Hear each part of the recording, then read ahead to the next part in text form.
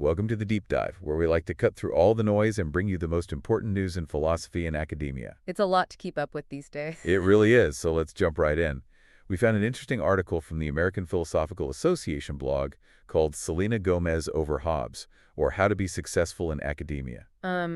Okay, interesting title. What's that all about? Well, the author is a current PhD student, and they're noticing all their peers are so fixated on how to succeed in academia and, what's the secret formula? Yeah, I remember that feeling. It's like everyone's searching for that magic recipe. Exactly, and so the author kind of pushes back against that and offers a more pragmatic take. I'm intrigued. What do they suggest? So they emphasize things like networking self-promotion, actively shaping your academic persona, putting yourself out there. So it's not just about the research. Right, it's about making connections, promoting your work, basically strategically navigating the academic landscape. That makes a lot of sense. It's not enough to just be brilliant. You have to be able to connect with people and get your work seen. Exactly. It challenges that kind of traditional image of the solitary scholar, The lone genius in their ivory tower. Yeah, and it reminds us that success in academia, or really any field, requires more than just intellectual brilliance. It's about the whole package, putting yourself out there, networking, building relationships. Absolutely. All right, let's shift gears a bit from individual success to a much broader philosophical debate. Sounds good. What's on the docket? We came across this discussion with three philosophers who are tackling a really big question. Is there such a thing as objective morality, or is morality simply a tool of the powerful? Whoa, that's a heavy one. It's a question that's been debated for centuries. Right, and there are no easy answers, so let's hear what these philosophers have to say. One of them, Tommy Curry, is a moral skeptic. Okay, so he doesn't believe in objective morality. Exactly. He argues that morality is often used to uphold existing power structures. So it's not about some universal truth. It's about who's in charge. That's a pretty radical perspective. It is, but it's important to consider. Then you have Michael Hume, who takes the opposite stance. He's a moral realist. Meaning he believes in objective moral truths. Right. He argues that morality isn't just subjective opinion, but an actual, real, knowable aspect of the world. So we've got a classic clash between skepticism and realism. Yes, and to make things even more interesting, Melis Erger offers a middle ground. Oh, I like when things get nuanced. Tell me more. She suggests there's a complex interplay between realism and skepticism. She acknowledges that power dynamics definitely influence moral claims, but she still thinks objective moral truths might exist.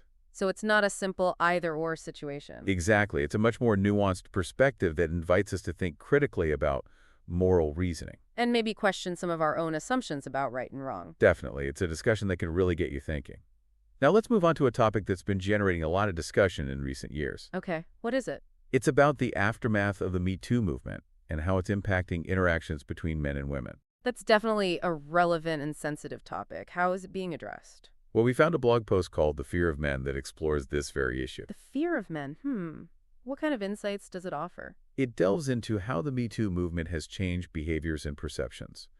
It highlights a specific anecdote about a female student who makes a point of closing her office door when meeting alone with a male professor. Interesting. It seems like a small gesture, but it speaks volumes. Exactly. It reflects the anxieties and changes in behavior that have emerged in this post-Me Too era. It makes you think about how power dynamics and perceptions of safety have shifted. And how these shifts are playing out in everyday interactions. It's a conversation that we need to have as a society. Absolutely. Now, for something a little different, let's talk about corporate manipulation disguised as grassroots support. You mean astroturfing? Exactly. It's when companies use deceptive tactics to manipulate public opinion and sway policy decisions. They create this illusion of grassroots support for their agenda. It's a sneaky way to influence people, and it's becoming increasingly common. We found an article that exposes these tactics, and it's a real eye-opener. So what can we do about it? The key is to be critical consumers of information. We need to question seemingly popular movements and dig deeper to understand their true origins and motivations. It's about media literacy and critical thinking. Exactly. We need to develop the skills to distinguish between genuine grassroots movements and carefully orchestrated corporate campaigns. It's a reminder that not everything is as it seems. All right, let's move on to some good news from the world of science. I love good news. What's the latest? Two researchers, Alejandra Franklin and Vanessa Seifert, have won the prestigious 2024 Popper Prize for their work in quantum chemistry. Wow, that's a huge honor. What did they do to deserve such recognition? They tackled some really fundamental problems in understanding molecular structure. Okay. Here's the really interesting part. They connected those problems to something called the measurement problem, in quantum mechanics. The measurement problem, I'm not familiar with that. Could you explain it? Imagine trying to observe a tiny particle. The act of observing it actually changes its state. That's the measurement problem in a nutshell. Oh, wow. That's mind-bending. I know, right? It has huge implications for how we understand the world at a very fundamental level. So how does this relate to their work on molecular structure? Well, they suggest that potential solutions to the measurement problem in physics could also help solve these long-standing problems in chemistry. That's fascinating. It shows how interconnected different scientific disciplines can be. Exactly. And it's a testament to the power of interdisciplinary research. Breaking down those barriers between fields can lead to amazing discoveries. I wonder if their work will spark debate within the scientific community. It probably will. Not everyone agrees on the implications of the measurement problem, so it'll be interesting to see how this all unfolds. It definitely sounds like the beginning of a very interesting conversation. All right, moving on to another piece of good news. We have an update from Armenia, where a philosopher is leading an exciting new initiative. That sounds great. What's happening in Armenia? A philosopher named Maria Bagramian is moving from University College Dublin to the American University of Armenia to establish a Center for Ethics in Public Affairs. That's fantastic. What will this center focus on? It aims to be a hub for research training and public engagement on a whole range of ethical issues. It sounds like a very timely initiative, given all the complex challenges we're facing in the world today. It really is, and it highlights the growing global importance of ethical considerations in policy and decision-making. It's a reminder that philosophy has real-world applications and can contribute to positive social change. Absolutely. Now, on a more somber note, we have news of a loss in the philosophical community. Oh, I'm sorry to hear that. Who has passed away? Professor Jeffrey J. Jordan, known for his work in philosophy of religion. What were his main areas of focus? He was known for his scholarship on Pascal's wager and the relationship between faith, reason, and beliefs.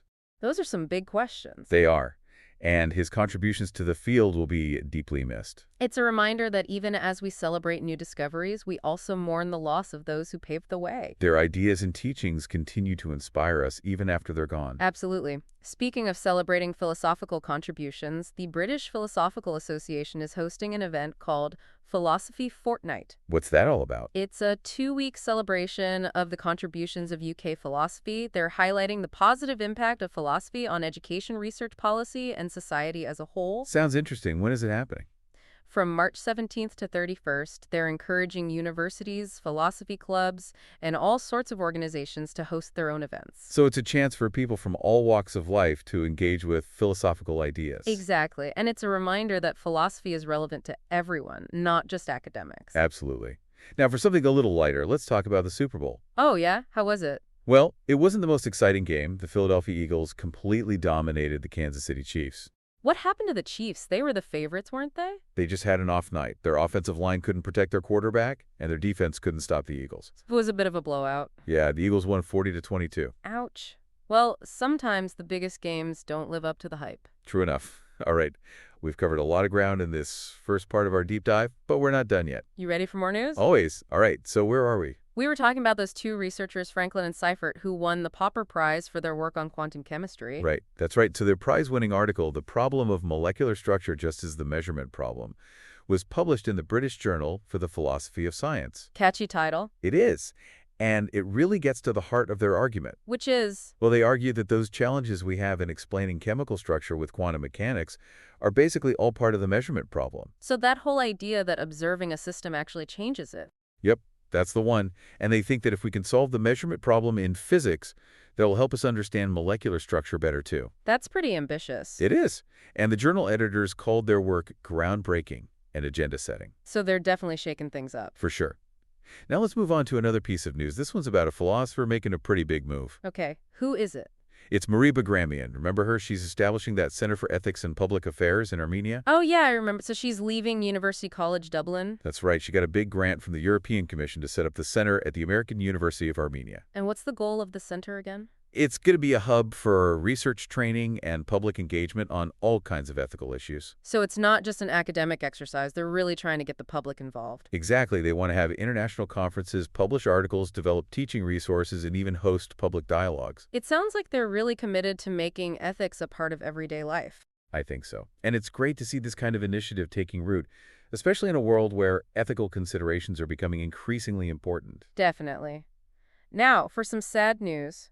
We have to report the passing of a prominent philosopher, Oh no, who is it? Professor Jeffrey J. Jordan. He was known for his work in the philosophy of religion. What did he focus on specifically? He was really into Pascal's wager and the relationship between faith, reason, and belief. Ah, that's some deep stuff. It is the University of Delaware where he posted a really nice tribute to him. I'll have to check that out. It's worth a read. They talk about his contributions to the department, his dedication to teaching, and how much he loved mentoring students. It sounds like he left a lasting impact. Definitely.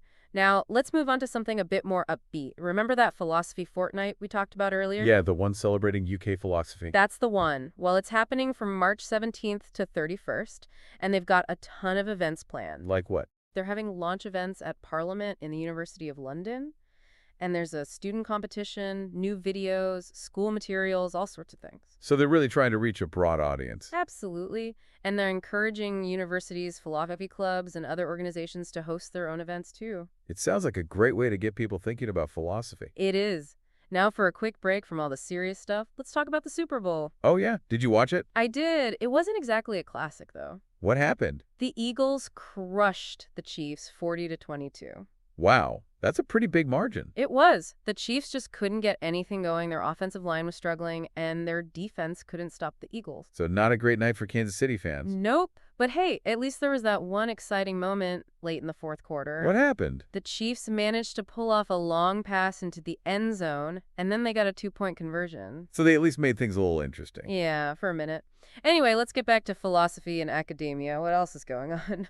Well, it looks like the Hong Kong University of Science and Technology is looking to beef up their philosophy department. Oh, really? What are they up to? They're advertising a position for a research assistant professor in Chinese philosophy. Interesting. So they're expanding their focus on that area. Seems like it's a 2-year contract with a competitive salary.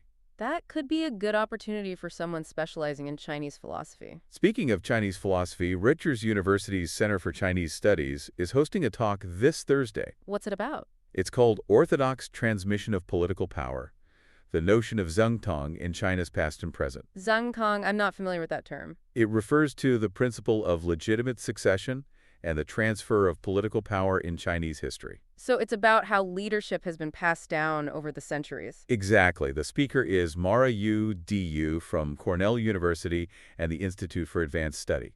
Sounds like it could be a fascinating talk. Definitely. Now, before we wrap up this part, I wanted to share a personal reflection. I'm all ears. It's about Simone de Beauvoir, you know, the French philosopher and feminist. Oh, yeah, I've read some of her work. What about her? Well, I read this article about how she wrote a series of resolutions when she was just 19 years old. 19, wow. That's pretty young to be thinking about life goals. It is. And her resolutions were all about self-discovery, embracing challenges, and making a meaningful contribution to the world. That's pretty inspiring. It is. It made me think about my own values and aspirations and how I want to live my life. It's a good reminder that we all have the power to shape our own destinies. Absolutely.